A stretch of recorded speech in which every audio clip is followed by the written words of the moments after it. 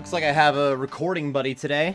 He's probably going to leave randomly in the middle of the video, causing some sort of continuity error. Hey everybody, it is Dak here from the Ed Boys, and today we are going to be talking about a potential new skill. Wait a minute. It did pass the polls that they're at least going to attempt to add a new skill into the game. This is the fourth try at getting a new skill into old school RuneScape. So there's a lot of ifs, ands, and buts when it comes to trying to add a new skill into old school RuneScape. We don't have to shrink the webcam yet. Am I too ugly? We can bring it back a little bit. I'm not necessarily here to just talk about like what I want for a new skill or what everybody else wants for a brand new skill. Most people seem to agree on most things. Like it has to be like an enjoyable, engaging skill that actually like could profit or at least like can buff other skills and will be worth your time in terms of actually making gains, stuff like that. Not too long to do, not too quick though. Like you don't need to be done with the skill in 24 hours. It doesn't need to take 3 years to max it out, blah, blah, blah. I mean, if we actually shrink down that webcam again, you can see like the first question here, maybe we should start just by asking, do we want a combat skill, gathering skill, production skill, or a support skill? All of that stuff is not necessarily what I'm trying to go over in this video. I am just going to go read over some of people's ideas, and for the most part, try to look at the good side of those ideas. That's really where we need to start when it comes to getting a new skill in this game. We got to come up with an idea that sounds like it would be fun, and then from there, maybe break down where it could be a problem and where we have to fix it up. But we at least have to start with like a good, cool idea. A lot of people have been pitching ideas on Reddit, as you can see here.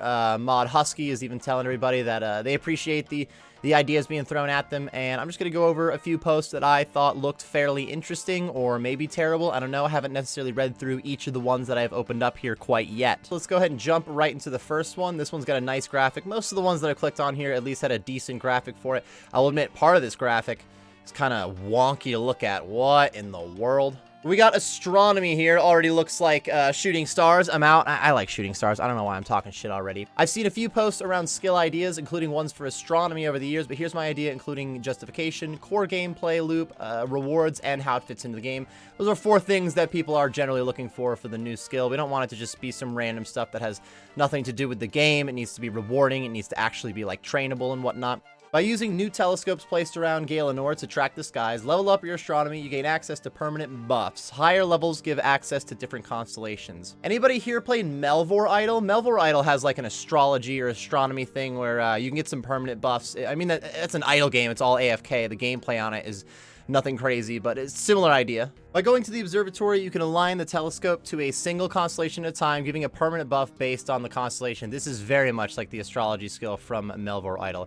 The observatory would tie into the skill giving access to rewards. So we're going to need an observatory teleport. The 4 pillars set up by Jagex is it a healthy addition to the game. Astronomy would allow buffing across skills without too much power creep. That's generally just a balance thing. Like that's hard to say before you actually add it in. Does a low level buff double the amount of damage that you do? That's a bit ridiculous. But does 99 in astrology give you only 1% DPS? That's pretty weak. I mean, that kind of depends, I guess. Provides meaningful progression. Gaining access to new constellations would fit under this. It provides benefits to other aspects of the game. It could buff just about anything, like progress towards any other skill. It doesn't just have to be combat or anything like that. Appeals to a variety of player types. Constellations would give permanent buffs to both combat and skilling. I'm getting ahead of myself. Although previously stated only 1 at a time, and changing constellations can only be done at the observatory. Probably at higher level, you'd be able to even unlock like multiple constellation spots and stuff like that. Is it enjoyable to train? The core gameplay loop will be covered in detail later, but astronomy can either be trained socially or by yourself. While not AFKable, it could be integrated into your daily runs and trained passively if you happen to walk by one of the new telescopes. Furthermore, the skill would not bring in new resources, although you would not remove any resources from the game. The closest currently related skill would be prayer, in which you train by bearing bones and then you receive buffs. However, the training of the skill would be more similar to farming. Okay, I can see that. How to train astronomy. So far the basics have been covered. I'll expand into how to train the skills. Simply put, telescopes will be added across the game. Depending on feedback, there'd be 20 to 30 of them, ranging from easy to access locations such as Falador Park to places that require high level teleports that are locked behind quests like Lunar Island and whatnot. This allows for high level access to more telescopes, but still allows lower levels to train the skill. Every 10 minutes, same cycle as farming ticks to minimize engine work. Like all suggestions here is open to feedback.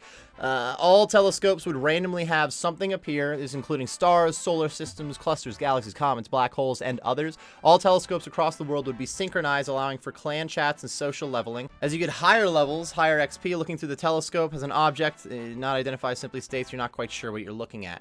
I mean, I can see it is really just like farming I wonder what gameplay you would have after checking the telescope. Like, you just clicking on something and you just simply get the reward. You could passively train walking past the telescope, and you give a peek to gain XP and see if you have the level required to see the object. You could train solo just by rotating telescopes, similar to a farming run, although it would be not possible to see all telescopes within the 10 minutes. It would be possible to train socially through clans and whatnot. You could call out which telescopes has the highest XP objects currently in view, allowing for overall higher XP. In summary, the core gameplay loop would have different ways to train, would vary every cycle to keep it interesting while also being accessible to all levels. I mean, I think all of that adds up, except for the fact that really it is very similar to farming runs. Like, all you have to do is click on the telescope and then you're done with that telescope. The benefit being, like, if you had a clan that knew where the higher level telescopes were, you wouldn't be wasting your time with that lower level one. For the rewards, in this iteration, I've chosen not to include rewards for seeing an object, receiving only XP, and a small chance of a pet. The bulk of the rewards for training comes from access to new constellations. Yeah, so the idea would be you leveled up, and let's say you got level 20, you unlocked a new constellation. Now you could just activate that constellation, just have it sitting there passively, just giving you buffs and whatnot. So you wouldn't actually gain anything while training it. It's just once you unlock something, similar to prayer like you brought up before. Once you unlock it, then you can use the buff. For the sake of balance, I've chosen not to give exact figures of constellation descriptions. It's something that leads to the professionals. Very understandable there. They should include buffs to skills, PvM, and PvP. 100% agree on that one. These can include the chance of more resources while skilling, quicker spec recharge, chance of increased loot, strength bonuses, chance to use less runes, chance for ammo to not be consumed, and stuff like that. To start, I would have 20 to 30 constellations. This would give access to a new constellation every few levels while providing meaningful progression up to 99. Once again, while constellations on paper seem strong, you can only have access to one of them at a time, and you must travel to the observatory in order to change. Yeah, so you wouldn't be able to, like, swap between constellations in the middle of a trip. This is like, for your bank trip, you can pick one constellation to have on you. I don't think it seems overpowered on paper by any means. The one thing that I brought up before, though, is the gameplay on it seems doable, but not necessarily exciting. In conclusion, I feel this version of Astronomy is simple, fits within old school RuneScape, fun to train, providing meaningful rewards while being easy to implement. Closing remarks, I'm obviously missing a lot of figures, XP rates, and such within this write-up. I feel it'd be balanced to other people. Yeah, I don't think people need to come up with the exact balance in their pitches by any means. So, I mean, Astronomy seems pretty cool on paper. The main thing here is the gameplay doesn't seem exciting, like I've said, but I don't necessarily have something off the top of my head that I would want to do for those constellations. When you look into the telescope and you see a constellation, it would be interesting if there was something there you had to do, a small puzzle, a small, like, you got to play asteroids or something, I don't know, to actually do something and gain that XP, rather than, like, you check it, you get the XP for what's there, or you don't if you're not high enough level, and you move on. How'd you feel about Astronomy?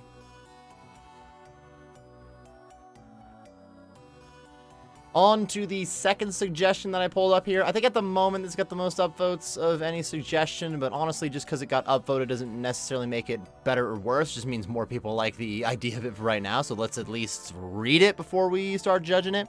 First and foremost, stick with the yellow text, black background. This is a tough one to read. More than just an expansion to Magic. An old school skill suggestion, Druidism. Druidism is a branch of Gothic Xeniism, wow. With its own approach to balance, Druidism brings a whole new dynamic to combat by facilitating less aggressive gameplay and instead allowing a player to fulfill a support role through the use of various group buffs and heals and even shape-shifting. Wait a minute. That's pretty cool, though, support role. Before unlocking the skill, players will be required to complete Druidic Ritual and Nature Spirit. Here's what the cape's looking like.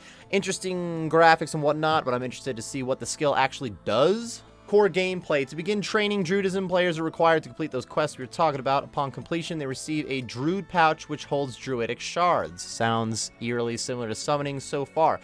The Druidic pouch received during Nature Spirit doubles as its own rune pouch, holds nature shards, which will be used for currency for training the skill. And here's those nature shards. Nature shards can act as both stackable currency, which will be used to train the skill. This is very much like summoning at the moment. Since Guthix is resting, a new subcult of less passive Guthix followers have emerged. These followers believe that Guthix desires that bring you balance back to Galenor by sacrificing desired mobs. Mobs will drop a different nature shard, which can be used on Druidic altars around Galenor. Specific mobs will drop specific shards that will be required as you level up. Bro, this is summoning. As you level up, you'll be able to unlock various support abilities, which will allow you to heal allies, shapeshift into various NPCs found around Gielinor, and leech the life of foes. Okay, the exact reward from it is definitely balanced different than summoning, but this trains just like summoning. An empty druidic pouch is one of the required base items for each druidic spell. All the other required ingredients are placed inside the pouch. Tertiary ingredients are the deciding ingredient as to which the pouch will be made. Because of this, there are many possible ingredients. Yeah, this is, if you guys know anything about summoning, this is breaking down to basically summoning with just a little bit of a tweak in the rewards, I guess. Like the rune altars, there'll be various druidic altars located around the game, which can be directly teleported via a spell. How it will look before using items on an altar: yeah, you have one pouch and a bunch of those items. You then will make these stackable pouches out of the items, which generally you would then summon creatures with that would help you, but apparently instead of summoning another monster to help you, it'll give you the power to help out other people, including yourself in a fight, most likely. Performing rituals with beast taming. Each individual mob will require certain Druidism level in order to acquire their form. When taking a mob's form, the beast transformation will be unlocked in your spellbook. Oh, he's gonna have you turn into the monster instead of summoning it. That's where the shape-shifting comes from. Okay, so this guy wants to add summoning, but you have to become the summoning familiar to help out a team. So far, I mean, I like the idea if there was like a lot more team-based fighting, but realistically, this looks like they took the overpowered rewards from summoning and then made them like only a team thing. With your newly made pouches, you will gain the ingredients to use towards new spells called contracts. These contracts are rituals that can be used as you fight with certain mobs. After killing the mob, using a contract on it grants you the ability to take its form. Beast transformations are temporary and will require a cooldown before you use them again. Examples of beast transformation used in PvM. Whoa, what am I looking at? Players obtain vast health pool while in this form. Oh, so like somebody turned into this vampire and he's healing all the people around you. Yeah, so realistically, the more you break this down, this is sort of like summoning, but instead of just being able to have your own summoning familiar in a team, you can turn one of your team members into the summoning familiar. Or if you're the one with high enough Druidism level, then you're the one turning into the familiar. Yeah, honestly, the more I look at this one, it's I liked summoning, but overall, I know it was definitely overpowered, and I feel like this is gonna make it this is gonna be like less useful summoning, which if you don't want to be overpowered, I guess it has to be a little bit less useful, but it doesn't seem extremely useful just from what I'm seeing here. Druidism mainly brings a new way to approach combat-related activities that require team cooperation. With the game moving in the direction of raids-related content, it creates a dynamic for the future content which support roles could be required. I do agree in general that having a support role is pretty cool. I'm not trying to hate on that at all. It benefits those who prefer playing a support role rather than getting straight into the action. It doesn't limit you to specific classes, but only opens doors to tackling future-related content such as the future wilderness rework. It'll add something new to clan PKing, is the most popular way to PK currently. Is NHing. I don't even know exactly what this is. It's lore related to the druids. Yeah, honestly, it all fits. I think it's just, it looks like it would be fairly useless unless you're talking about team content. And I don't know if that really like encompasses enough of the game to be worth adding a whole new skill for. As a whole, I'm not hating on the idea of Druidism. I feel like this kind of support role could be added to the game. I don't know if it needs to be like an entire skill. I think Astronomy so far that we looked at maybe was a little bit more reasonable. Maybe the doggo can answer this question. What? All right, so this next one here doesn't have a fancy graphic to it, but it's another kind of a support skill, but leaning a little bit more towards supporting skilling than combat. I think in general, if we get a support skill, it could support both combat and skilling stuff, but let's go ahead and read through this one. Bards are an RPG archetype as old as RPGs themselves, and they are the only RPG archetype that is not yet represented as a skill in old school RuneScape. I think the Bard skill could be versatile and incorporate and enrich existing skills well. OSRS also does not have any support-focused skills. I think a skill with an emphasis on providing buffs to other players, or skilling buffs rather than combat buffs, to the player themselves would help set barding apart and encourage a more social/cooperative gaming experience. It's true that the other support idea we just went over, Druidism, it did buff other players only in combat, but it didn't necessarily just buff yourself, so it still pushed kind of the cooperative gaming experience like this guy's saying. My vision of the Bard skill includes a songbook tab, much like a prayer and magic tab. This would allow for expansion in the future. Each song in the songbook requires different instruments. When active, a UI track appears at the top of your screen, similar to Giant's Foundry. The track prompts the player to switch instruments to continue playing the song, keeping the skill active. All right. The songbook includes a bunch of songs with a variety of effects. Songs might increase XP or damage rates for those in the vicinity, replenish HP, stamina, spec/prayer points for those in the vicinity, reduce incoming damage or debuffs, teleport players, increase pickpocket chance, etc. XP gain in the barding skill would increase depending on the number of people being buffed, meaning that the meta training methods for the skills would require helping other players with their own activities. Instruments would need to be charged with runes or other consumables to support the economy and help balance and buffs the songs would provide. It's true that to get all these buffs with skilling and whatnot, they should also use supplies from skilling. If the player is more precise with their rhythm/instrument switching, they might consume runes more efficiently, rewarding precision and high focus versus lazy training, okay? As the player progresses, they unlock the ability to play new instruments and songs that can affect more players around them. Apart from how songs might impact the training of other skills, bards would also tie into existing content. Making new instruments requires multiple skills, woodcutting for making wooden bases, maybe fletching would make more sense there, crafting for skinning drums, smithing for making bells and whatnot.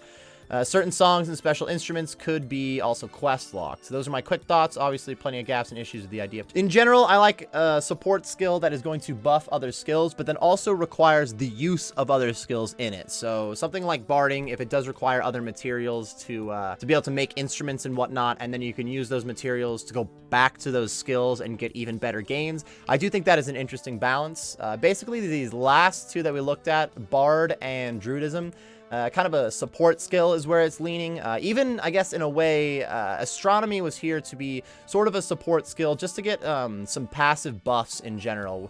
These last two we went over, Druidism and Bard, they were a little bit more team playing buffs, though, which is interesting.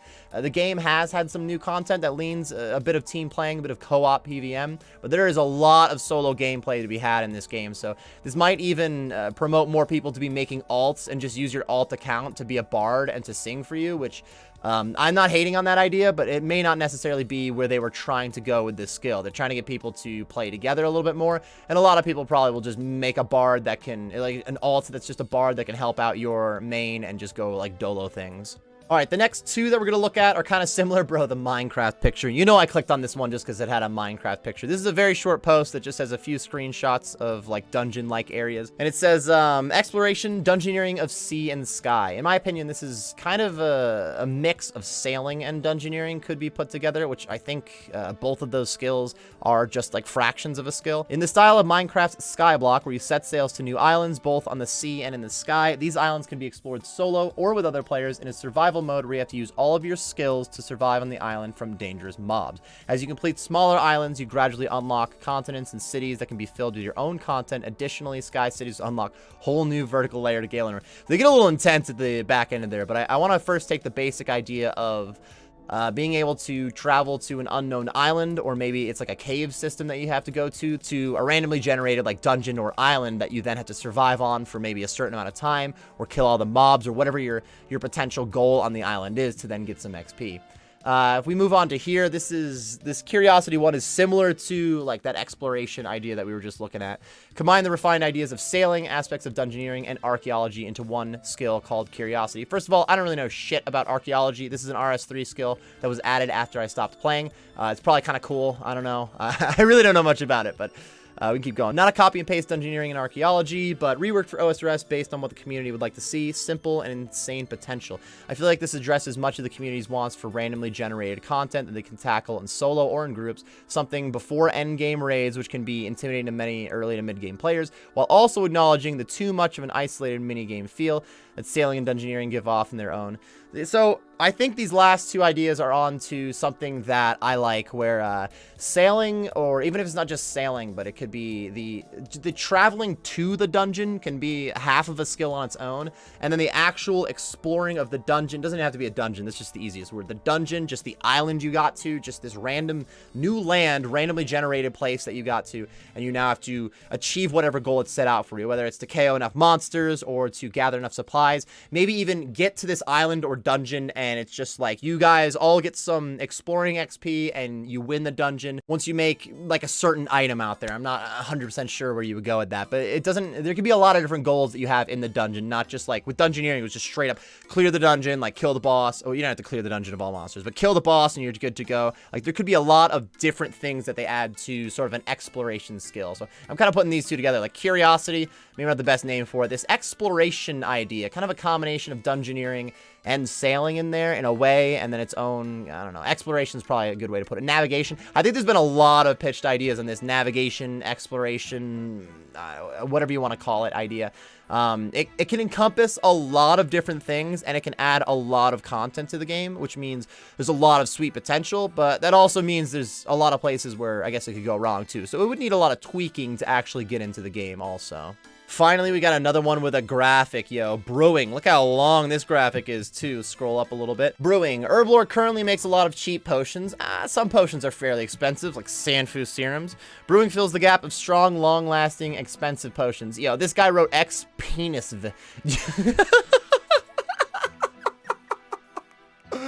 Oh, penis! I already like the idea of brewing, but I'm kind of getting, I'm thinking that at the end of this, I'm just going to say, why not expand Herblore then? Proposed brews. The Bitter Barbarian increases melee accuracy, slaying Despot, despite, I don't know how you'd say that. Despot, 10% chance that the Expeditious Bracelet counts as 2 Slayer monsters slain, so like 3 and 1 kill overall.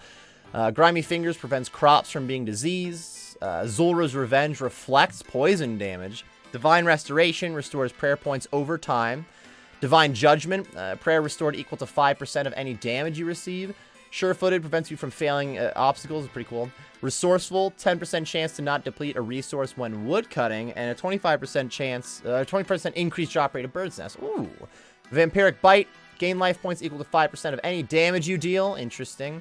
Overhead prayers reflect 5% of damage blocked to NPC. Divine Retribution. We're probably getting prayers that are going to do some of this stuff kind of soon. Potentially. They're going to be pulling curses, it seems. That's a whole different story, though. And the Long Island Iced Tea, bro. Boosts damage by 5%, but reduces effectiveness of overheads by 15%. Ooh, that is an interesting buff, though. In general, I liked it. Basically, auras from RS2 distilled in the brews. I don't really remember auras, even though if it's RS2, I played the game when they were around. I don't really remember them, I'm not going to lie. How the skill is trained. While those brews are pretty strong, we cannot let them to be made cheaply. There can be 3 ways to train the skill. Weaker variants of the brews can be made like Herblore for expensive, fast experience. Just put a couple of ingredients together, immediately make the brew. And then stronger brews must be fermented in vats for waiting period, granting a bigger experience drop. Bar upkeep. Similar to Mahogany Homes, bars in need of drinks will contract work out to players. Players will go to the bars across Galenor, prepare batches of brews using their own supplies for medium XP and medium cost. Players will also be rewarded with unique rewards for helping bars in need. That actually, this is a great addition to it too. This was going to be pretty much a bank standing skill from just like the looks of it. Just like an AFK bank standing skill, which I'm not hating on the idea of having bank standing into a skill either. I think most people, if you just like, what do we want in a new skill? Bank standing. That might not be the first answer you go to. You don't want a new bank standing skill. We don't necessarily need fletching, but everybody who's played enough RuneScape, you found yourself bank standing at some point, and it's nice to have something like fletching that you could make some progress while you're just chilling, hanging out at the bank, maybe talking to your friends. I don't. Friends? You got friends. You got amigos. I don't. You don't have friends? I don't. So I'm not trying to hate bank standing in general. I think a skill having like an AFK bank standing option is pretty solid, but this bar upkeep would actually make brewing here a little bit closer to being its own skill. Otherwise, it really was just looking like an expansion to Herblore.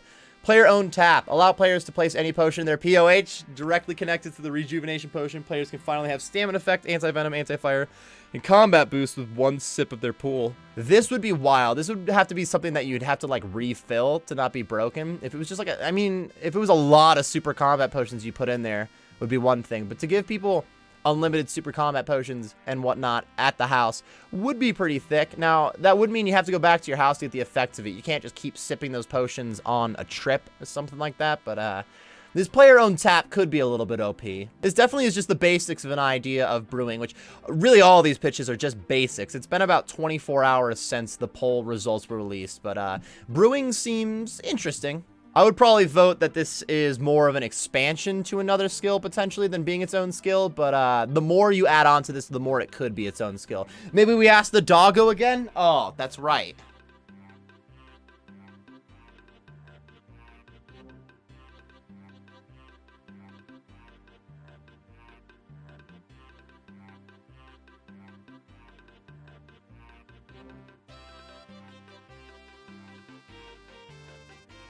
All right, I have one last page to check out here. There were a lot of suggestions on the Reddit, and this is already going to be a longer video than I originally expected, but it's fun to just go over some of these pitches here, and this is an interesting one. If you're low on ideas, here are 20 skills designed by AI. Mind control. The mind control skill would allow players to take control of certain NPCs in the game, would use them to perform tasks or accomplish objectives. Players could use this skill to command NPCs to do their bidding, such as completing quests, gathering resources, or fighting battles. Bro, completing quests? Imagine sending an NPC just to go do one small favor for you. That would be fantastic. Time travel. The time travel skill would allow players to travel through time and interact with different eras and historical events in the game world. Players could use this skill to visit the past or future. It could potentially change the course of history by their actions.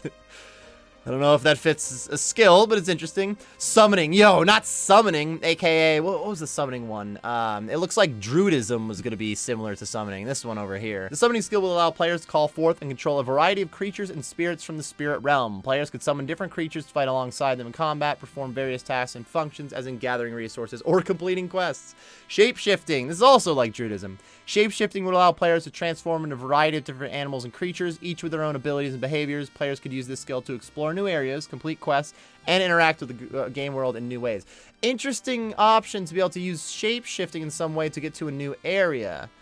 Maybe instead of sailing, you just turn into, you know, something that can swim. Sneeze flinging. The sneeze flinging skill would allow players to fling various objects such as coins, stones, and food using the force of their sneezes. Yo, instead of range, we have sneeze flinging now. Gambling. Oh, the gambling skill would allow players to participate in various games of chance such as dice games, card games. Oh, they're bringing back gambling. Euthanasia for a skill, dude. The euthanasia skill would allow players to end the lives of certain non-NPC characters, or non-playable characters, excuse me.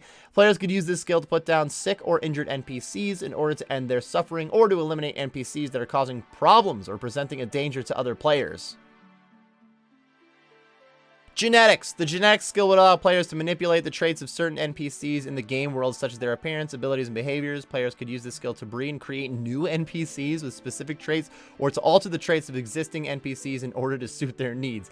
You know, it just sounds like creature creation with extra steps. If you could use genetics to, like, manipulate your own traits of your character and get buffs, would be a little bit closer. Necromancy. The necromancy skill would allow players to raise and control the undead, such as skeletons, zombies, and ghosts. That sounds like the updated Arceus spellbook. Exploration. The exploration skill would allow players to discover and unlock new areas, quests, and secrets within the game world. Players could use this skill to uncover hidden locations, find hidden treasure, and solve puzzles in order to progress through the game. We already kind of talked about that. Ghost whispering. The ghost whispering skill would allow players to communicate with and understand the spirits of the deceased and inhabit the game world. Players could use this skill to learn secrets, solve puzzles, and uncover hidden stories by interacting with ghosts and other spectral beings. Astral projection. This skill would allow players to leave their physical bodies and travel to the astral plane, a realm of pure consciousness. While in the astral plane, players can interact with other astral travelers and explore the strange and otherworldly landscape. Bro, we just need the astral plane to be part of, like, the exploring skill. One of the places that you should be able to have randomly generated dungeons is on the astral plane. Pranking, dude. The pranking skill would allow players to pull off various pranks and gags on other players and NPCs in the game world. Players could use this skill to set up elaborate pranks such as fake treasure chests, booby traps, fake monsters in order to trick or surprise their targets. Bro, it's a trolling skill. Psychokinesis. The psychokinesis skill would allow players to use their mental powers to move and manipulate objects and creatures in the game world. Players could use this skill to solve puzzles, defeat enemies, and interact with it. I mean, this is just a different form of magic, I guess. Numerology. The numerology skill would allow players to decipher and use their hidden meanings and properties of numbers, numerology, to their advantage. Players could use this skill to solve puzzles, unlock secrets, and gain new abilities. Oh, just gonna add math puzzles, dude. Cloning. The cloning skill would allow players to create copies of themselves or other players in the game world. That player could use this skill to create extra copies of themselves to help with tasks and quests, or to create copies of other players for various purposes. Do I hear Legends of Eidolon? Yo, hypnosis. The hypnosis skill would allow players to hypnotize other players and NPCs in the game world, causing them to behave in certain ways and follow certain commands. Players could use the skill to manipulate the actions of others or to uncover hidden information or secrets. Again, that could be an expansion to magic, similar to, like, necromancy kind of already was an expansion to magic. Engineering. Actually, a few people have posted some engineering skills similar to like, what is it? It's called invention in RS3, or at least a similar take to some things. The engineering skill would allow players to build and operate various machines and devices using various materials and components. Players could use this skill to create a variety of machines, such as generators, elevators, and conveyor belts to automate tasks and interact with the game world in new ways. That might be pushing it a little further than the medieval times we're working on at OSRS, but I like the idea of like engineering or invention, being able to create things that buff or augment items that already exist in the game. It may not have to be generators, elevators, and conveyor belts. Like it still could be a little more fitting to the time. Maybe be a little bit more magic-based, how you would imbue an item or augment an item, but it's kind of interesting. Bro, inflation. The inflation skill would allow players to inflate objects. Oh, I thought this was going to be about the economy, bro. Get out of here. Allow players to inflate objects and creatures in the game world using various methods and techniques. Players could use this skill to solve puzzles, defeat enemies, and interact. I mean, they're really pulling at strings here, this poor AI. The last one is dimensional rifting. The dimensional rifting skill would allow players to create and manipulate rifts in the fabric of reality, allowing them to travel and interact with alternate dimensions and realities in the game world. Players could use this skill to explore areas, complete quests, and gather resources from different dimensions. Man, you thought sailing was crazy. Get ready for dimensional rifting. So, I mean, right at the end there, we're mostly looking at some troll ones with the AI coming up with it. But in general, there's a lot of unique ideas for a new skill. I think most of the ideas at least have some thumbs up on gameplay that would be enjoyable or buffs that would be cool for the game. It really boils down to, in a lot of cases, does this require an entire new skill for it, or can we just expand something else that is already in the game? I do like a skill that can add somewhat permanent buffs, like the astrology or astronomy, whatever it was, astronomy that we were checking out here. I think a lot of these ideas, like I said, they have a lot of cool merits to them, and it would be interesting to see how Jagex is going to implement a lot of these in their own pitch. We ended up going over a bunch of skill ideas, though, so this video is going to be like 25 minutes long, and I thought it was going to be like 12, so I think it's time to wrap it up. Clearly, lots of pros, lots of cons with a lot of different skilling ideas. Maybe one last word from the doggo about them? Well, she doesn't have an old school RuneScape account, so she doesn't get to vote anyway. I'm interested to see what Jagex pitches for a skilling idea in general, or for a new skill, I should say. Yeah, I don't know exactly what we're going to get. I think a lot of these ideas, they're probably just going to implement a lot of different things that we see from a lot of these ideas, because a lot of them are basic things that you might see in an RPG of some sort. So, yeah, I mean, I'm interested to see where this goes. That's about it. Thank you very much for watching this video, everybody. If you enjoyed the video, be sure to like and subscribe for more content. I do stream on Twitch, which is hopefully linked on the screen and in the description. I'm also on Twitter and have a Discord. Those are linked in the description. Yeah, thank you very much for watching. Hope you enjoyed, and I'll see you next time.